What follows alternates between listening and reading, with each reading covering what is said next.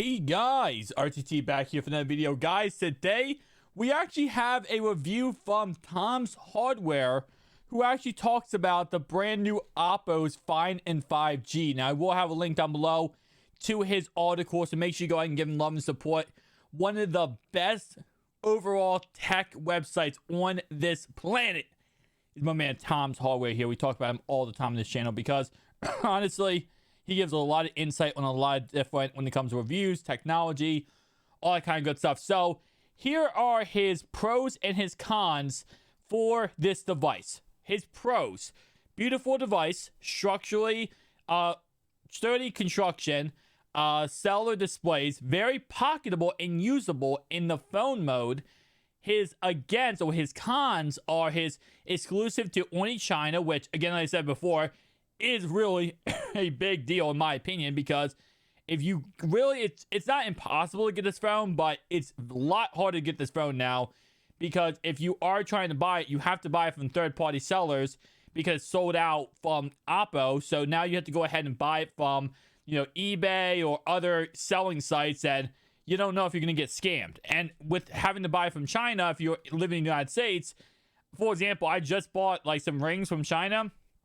It said that it's going to come in 2 months, and I'm hoping that comes in 2 months, right? So it's really, really difficult. Plus, you're spending $1,500 to $2,000 because you're buying reseller, items, and you don't know if they're going to work, if they're going to break, or they cellular locked. There's a whole entire 9 yards of all this stuff. So it's difficult buying in China whenever you are buying a phone or any item possible. So that is actually a big con.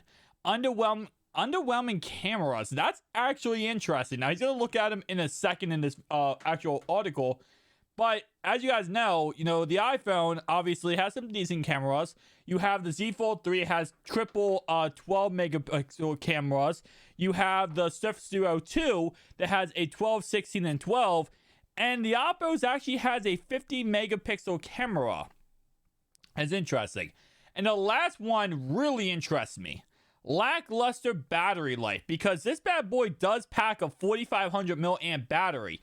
So for them not to be able to utilize that, because that's almost very similar to what we see out of the Z Fold 3. And the Z Fold 3, in my opinion, is one of the best battery life phones on the market. The Z Flip 3 is absolute dog crap. So kind of interesting. So let's talk about some of the specs of the Oppo's if you guys are new. So first off, it does go ahead and come in with Android 11, not Android 12.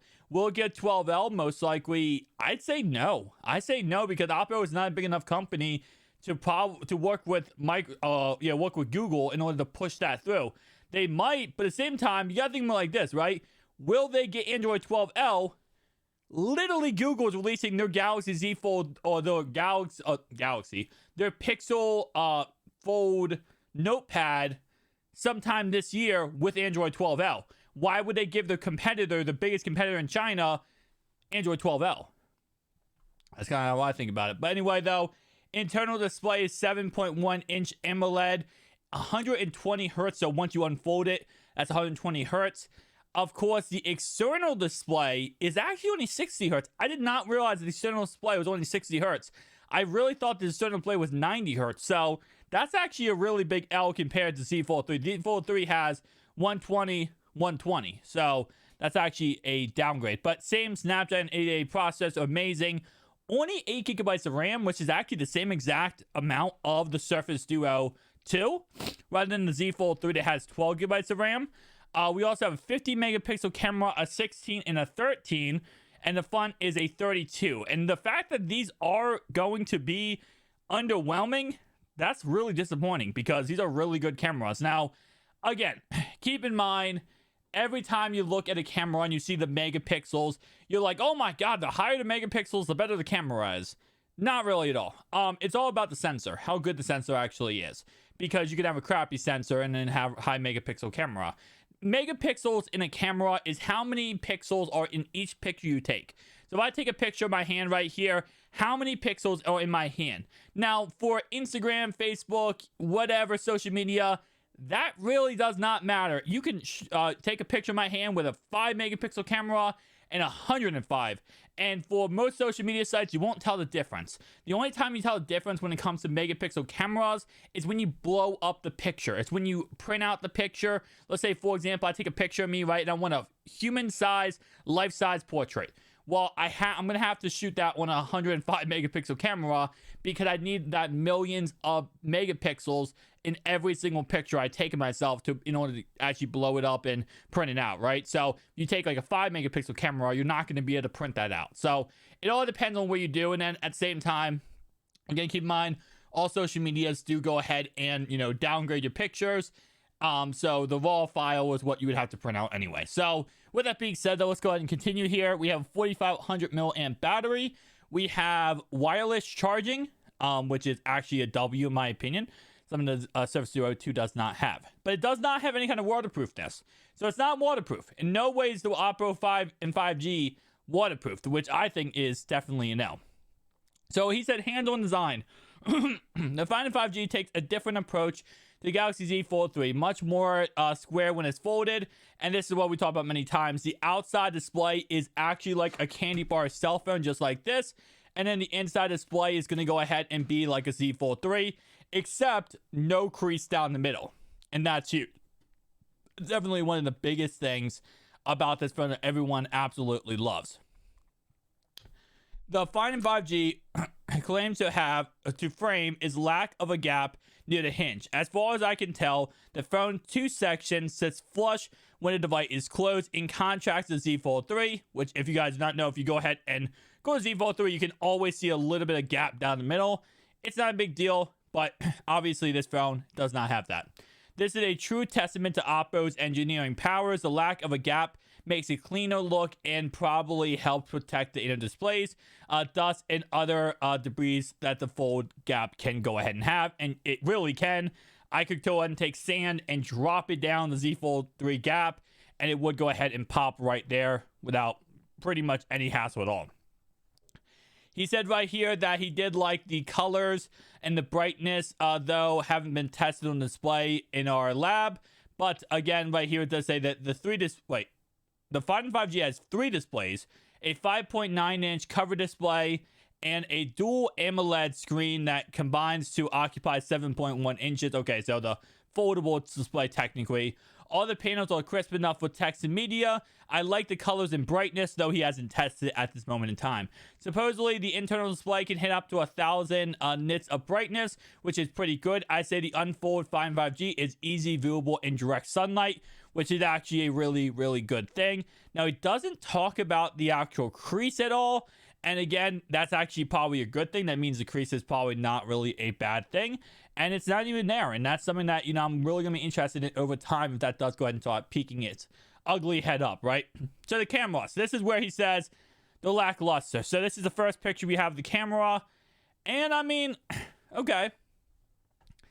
It kind of looks like a Samsung because if you guys do not know, Samsung actually drains out all colors in life. Like Samsung cameras. But I mean, overall wise, it's all right. It's all right. And then we got Tom right here. Shout out to Tom for being the OG here. But it's all right. I mean, it's not the best camera of all time. And again, a lot of people are going to think because it says 50 megapixel camera, it's the best camera of all time. It's not. It all depends on the sensor. Could have a crappy sensor. But specs and performance. Supports a Snapdragon 888 processor in either 8 gigabytes or 12 gigabytes of RAM. Model unit came with a 12 gigabyte configuration. The phone also features a 256 gigabyte, 512 gigabyte options with fast UFC storage. I don't have a full suite of benchmarks for you, but you can look at any other previous reviews of the phone with the Snapdragon 888 processor to know what to expect. I've done many benchmarks on this channel of all these phones. Not the Oppo's phone, but all these Z Fold 3, Surface Duo 1, Surface Duo 2, iPhones, all that kind of stuff. So you guys want to check it out, it's on my channel. Anyway, though, the long and short of it is you can hardly tell the difference in performance between the Find and 5G and the Z Fold 3. Obviously, if you get the 12 gigabytes of RAM option and you get the 12 gigabytes of RAM option on the Z Fold 3, which is actually just a regular option, then yes, they would be similar. With the 8 versus 12, you would tell a little bit difference, but I see what he's saying. I definitely understand what he's saying. All right, so the Find 5G battery, ever so slightly larger than the Z Fold 3, 4400 milliamps. Since the phone didn't pass through the full testing process, I don't know any comparison to draw against Samsung foldable phones, but the Find 5G has a lot different amount of time on a charge, even using the internal displays for gaming. Despite all this, Find 5G battery life isn't great, especially when compared to devices like the best battery life list. That's a problem facing all foldable phones. Keeping bigger screens powered up consumes a lot of battery, and not one specific to the Find 5G. All right, software and special.